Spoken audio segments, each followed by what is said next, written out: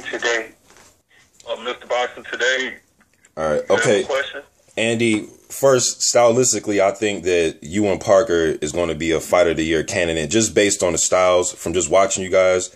Offensively, you let your best work go when you're mid-range. You like to let the combinations go. I think both you guys kind of mirror each other in that regard. But the question I want to ask, Andy, is growing up, who were some of the fighters that you grew up watching, and were those some of the guys that you try to emulate in the ring today?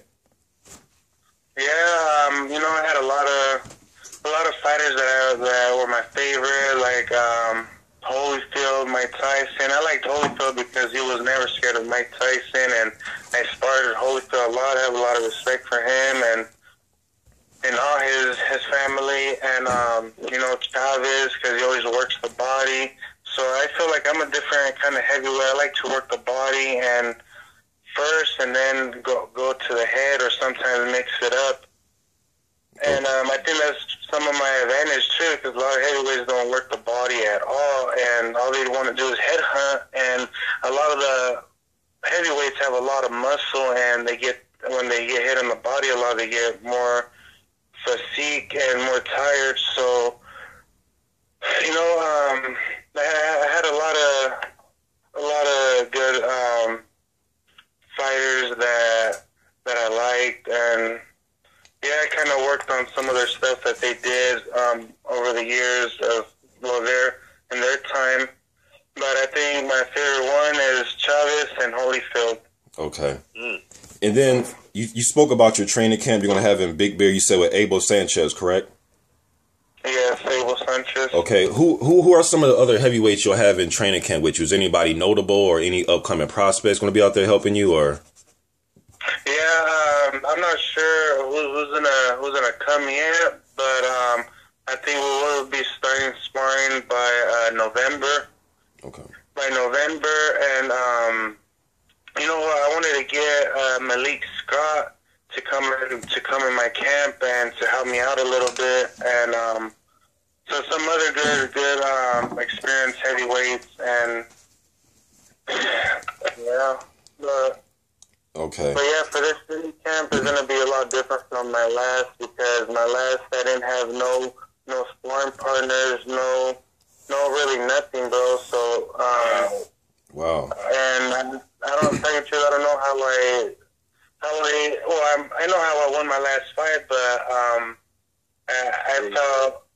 I felt like shit, dude, because I didn't have the right team, and the physical trainer, the training, all that was kind of messed up, dude. So after that fight, I dropped my manager and my coach because they weren't giving me the things that I needed, and I think that's why I kind of hesitated too much to get where I'm at right now. It took me 29 fights to get a world title.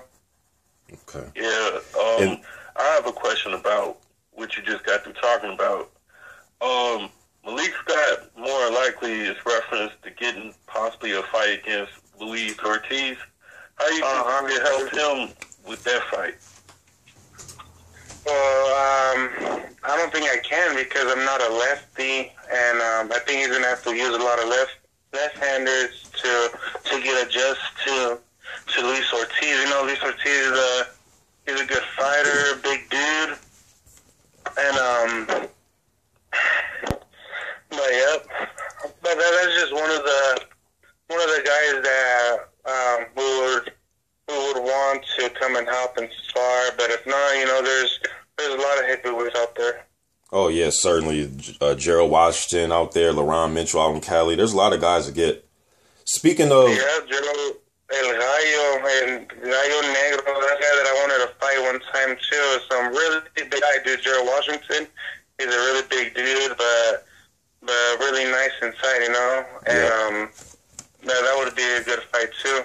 Andy, I wanted to ask you about, now I watched the Josh Gormley fight. You stopped him. It looked like the ref almost kicked you in the face in that fight when you went. I think you slipped. It looked like he about to kick you in the face, the ref. But after the fight though, Jarrell Miller hops in the ring. What was that like, and what were you thinking when that went on? And what do you think? And I know you're preparing for JP, and that's the focus. But what do you think about Jarrell Miller?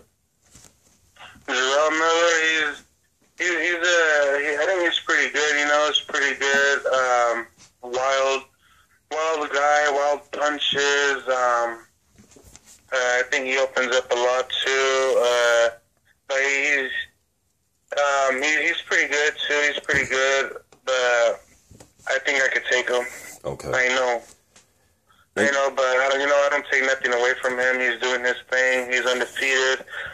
He said he would want to fight me, and to tell the truth, I don't care about any other fighters right now except for Joseph Parker. That's my main guy, and I got to get to him before I get to others.